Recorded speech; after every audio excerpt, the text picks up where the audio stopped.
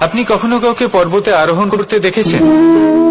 বা আপনি কখনো নিজে কোনো পর্বতে আরোহণ করেছেন? করে থাকলে আপনি এই বিষয়ে অবশ্যই জানবেন যে যখন আমরা শিখরের দিকে এগোই, ওপরের দিকে এগিয়ে চলি, তখন আমাদের একটু ঝুঁকে পথ চলতে হয়। তখনই আমরা সেই পর্বত আরোহণ করতে পারি। কিন্তু যে ব্যক্তি নিচের দিকে ফিরে আসছেন, তিনি কিন্তু ঝুঁকে চলেন না, তিনি দৃঢ়ভাবে সোজা হয়ে নিচে নামেন। এই ভারসাম্য বজায় রাখার এই খেলাতে সংসারের একটা সার লুকিয়ে রয়েছে। যদি আপনিও জীবনে উঁচুতে উঠতে চান, শিখরে পৌঁছতে চান, তাহলে আপনাকেও নত হয়ে বিনম্র হয়ে সামনে এগোতে হবে। সেখানে যদি আপনি বুক চিতিয়ে উদ্ধতভাবে অহংকার বোধ নিয়ে চলতে থাকেন, সেখান থেকেই আপনাকে নিচে নামতে হবে। কোনো ব্যক্তি তার বিনম্র স্বভাব দেখেই বোঝা যায় যে সেই ব্যক্তি সাফল্যের শিখর দেশে আরোহণ করছে নাকি নিচে তথা খাদের দিকে যাত্রা করছে। তাই সবসময় বিনম্র থাকুন, শ্রেষ্ঠ কর্ম করুন, পরিশ্রম করুন, আর আমার সাথে ভালোবেসে বলুন রাধার। মানুষ একটা অত্যন্ত শ্রেষ্ঠ কর্ম করতে পারেন, সেটা হলো ভুলে যেতে পারা। আর সেটা বরদানের চেয়ে কম কিছু নয়। মানুষকে যখন কোনো কারণে নিজের প্রিয়জনদের থেকে দূরে যেতে হয়, তখন মনে দুঃখ জাগ্রত হয়। তিনি সেই দুঃখকে ভুলতে পারেন। কখনো কোনো সম্পর্ক থেকে যদি দুঃখ পেয়ে থাকেন, তখন সেই দুঃখকে ভুলতে পারেন। কিন্তু এই সংসারের প্রত্যেক আবেগ, প্রত্যেক বস্তু ভুলে যাওয়া উচিত নয়। বিশেষ করে আমাদের প্রিয়জন, আমাদের পরিবারের সদস্য। যখন এই সংসার থেকে ওনারা চলে যান, তখন যে সৎকর্ম ওনারা করেছেন, যে প্রেরণা ওনারা আমাদের প্রদান করেছেন, কখনো ভুলে যাওয়া উচিত নয়। যখন আপনি কোনো উঁচু স্থানে পৌঁছে যান, আপনি সাফল্য লাভ করেন, তখন সেই সকল বন্ধুদের ভোলা উচিত নয় যারা আপনার সাথে আরম্ভ থেকে ছিল, যারা সবসময় আপনাকে সাহায্য করেছে। আর সবথেকে গুরুত্বপূর্ণ কথা, আপনার বয়স যতই বৃদ্ধি পাক না কেন, মাতা পিতাকে কখনো ভুলবেন না। আপনি যতই বড় হন না কেন, আপনি তাদের সন্তানই থাকবেন। অভিজ্ঞতার দিক থেকে ওনাদের থেকে ছোটই থাকবেন। তাই সবসময় নিজের মাতা পিতাকে নিজের সাথে রাখুন, কখনো তাদের ভুলবেন না। সেই সকল ব্যক্তিদের ভুলে যাবেন না যারা দুঃখের দিনে আপনার সাথে ছিল, তবেই জীবনে সুখ পাবেন। আসুন আর আমার সাথে ভালোবেসে বলুন রাধা রাধা। যখন আমরা কোনো বনে প্রবেশ করি, তখন এই সবুজ ঘাস দেখে, এই কোমল ঘাস দেখে আমাদের মন প্রফুল্ল হয়ে ওঠে। ভিন্ন ভিন্ন প্রজাতির ফুল, ভিন্ন ভিন্ন রঙের ফুল দেখে এই মন আনন্দে ভরে ওঠে। এখানে শিশুরা আনন্দ লাভ করে, বড়রা ভোজন গ্রহণ করেন, কথাবার্তা বলেন, হাঁটাহাঁটি করে বেড়ান। এবার ভেবে দেখুন, যখন এই উপবনের নির্মাণ হয়েছিল, সেই সময় যদি এই মাটিকে সঠিকভাবে খনন না করা হতো, যদি তাতে সঠিকভাবে বীজ রোপণ না করা হতো, যদি কোনো সংঘর্ষ না হতো, পরিশ্রম না করা হতো, যদি চলতে চলতে পায়ে কাঁটা না বিঁধে যেত, তাহলে এই সুন্দর বন দেখে আমরা কি এই আনন্দ লাভ করতে পারতাম? কখনোই নয়। ধরুন কোনো নদীর তটে সুন্দর একটি বন আছে, সেই বনের আনন্দ লাভ করতে গেলে আপনাকে সেই নদী পার করতেই হবে। যদি সুখের নদীর কাছে পৌঁছতে চান, তাহলে তটে যে কাঁটা রয়েছে সেগুলোর সাথে সংঘর্ষ করতেই হবে। এই সংসারে যদি আপনি সুখ লাভ করতে চান, তাহলে সুখ লাভের এই যাত্রা শুরু করতে হবে সংঘর্ষ দ্বারা। তাহলে সংঘর্ষকে স্বাগত জানান, এর পেছনেই সুখ রয়েছে যা আপনার জন্য অপেক্ষা করছে। এবার হাসুন আর আমার সাথে ভালোবেসে বলুন রাধা রাধা।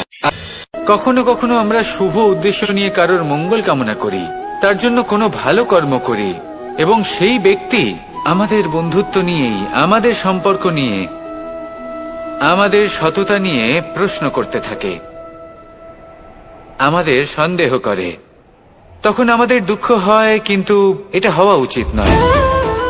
কারণ যখনই কোনো ব্যক্তি আপনাকে সন্দেহ করছে, তাতে আপনারই মূল্য বৃদ্ধি পাচ্ছে। একটা কথা বলুন, আপনি কখনো শুনেছেন যে কয়লার শুদ্ধতার পরিমাপ করা হচ্ছে? শোনেননি। কারণ এমনটা কখনো হয়ই না। শুদ্ধতার পরখ শুধুমাত্র সোনার ক্ষেত্রে করা হয়। যখন এই সোনা এই পরীক্ষায় উত্তীর্ণ হয়, তখন সেই সোনা কতটা মূল্যবান সেটা সংসার জানতে পারে। সেই রকমই এই সংসার আপনাকেও পরখ করবে। যখন আপনি এই পরীক্ষায় উত্তীর্ণ হবেন, তখন আপনার মূল্য কতটা অধিক সেটা এই সংসারও জানতে পারবে। সেই জন্য যখনই কেউ আপনার উপর সন্দেহ করবে, দুঃখ পাবেন না। শুধু এই কথাটার খেয়াল রাখবেন, আপনি কি উচিত পথে চলেছেন, উচিত কর্ম করছেন। সকলের প্রতি আপনার মনে যেন সদ্ভাবনা। মানুষের এই সংসারে জীবনযাপন করার জন্য কিছু জিনিসের প্রয়োজন পড়ে। এমন কিছু আবেগ, এমন কিছু বস্তু আছে যেগুলো তার প্রয়োজন হয়। কিন্তু সব থেকে বেশি যে জিনিসটা তার প্রয়োজন হয় সেটা হলো সম্মানের। আমাদের ভালো লাগে যখন কেউ আমাদের সম্মান করে। আমরা কাউকে সম্মান করলে তারও সেটা ভালো লাগে। কিন্তু আপনি দেখবেন যে সংসারে বেশিরভাগ মানুষ দুটি মাপদণ্ডের ভিত্তিতে সম্মান করেন। হয় বয়স দেখে করেন বা উপার্জন দেখে, অর্থাৎ সেই ব্যক্তি কতটা উপার্জন করেন। এবার ভেবে দেখুন, এটা আবশ্যক নয় কারোর বয়স যদি বেশি হয় তার বুদ্ধিও ততটাই বেশি হবে। আবশ্যক এটাও নয় যে কোনো ব্যক্তি যদি অত্যন্ত ধনী হন বা তার মনও নির্মল হবে বা তিনি সৎকর্ম করবেন বা এমন কোনো কর্ম করবেন যাতে উনি সম্মান লাভ করতে পারেন। হতে পারে উনি ধনী কিন্তু দুশ্চরিত্র। সেই জন্য বয়স বা উপার্জন দেখে কোনো ব্যক্তিকে সম্মান করবেন না। কর্ম দেখুন। যদি গভীরভাবে ভেবে দেখেন তাহলে দেখবেন যদি কোনো মানুষ কোনো সৎকর্ম করেন তাহলে তার প্রতি হৃদয় থেকে সম্মান জাগ্রত হয়। এটাই হলো সেই সম্মান যা অর্জন করতে হবে। বয়স আজ আছে, কাল আরো বৃদ্ধি পাবে। উপার্জন আজ আছে, কাল সেটা কমে যেতেও পারে। কিন্তু যদি আপনি নিরন্তর শুভকর্ম করতে থাকেন তাহলে আপনি মৃত্যুর পরেও অমর হয়ে থাকবেন। আসুন আমার সাথে ভালোবেসে বলুন রাধা।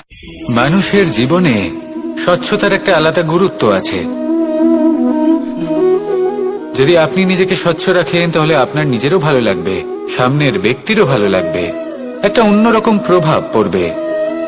কিন্তু একজন শ্রেষ্ঠ ব্যক্তি কিভাবে হয়ে ওঠা সম্ভব? যার মধ্যে গুণ আছে, শিক্ষা আছে, শুভ চেতনা আছে, যিনি সৎকর্ম করেন। কিভাবে হব সেই ব্যক্তি যার মধ্যে জ্ঞান আছে? শুধুমাত্র স্বচ্ছ থাকলে তো তা হওয়া সম্ভব নয়। প্রথমে আপনাকে বুঝতে হবে যে মানুষের মধ্যে চারটি মূল তত্ত্ব আছে। প্রথম হলো তার শরীর, যার দ্বারা উনি যে কোনো কর্ম করে থাকেন। দ্বিতীয় তত্ত্ব হলো তার মন, যার দ্বারা কোনো কর্ম করার জন্য সে নিজেকে প্রেরণা দিতে থাকে।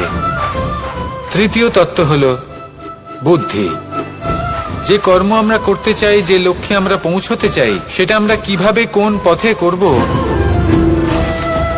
সেটা স্থির করা যায় বুদ্ধি দিয়ে। আর চতুর্থ তত্ত্ব হলো আত্মা। আত্মা হলো এমন এক তত্ত্ব যার কোনো সমাপ্তি নেই।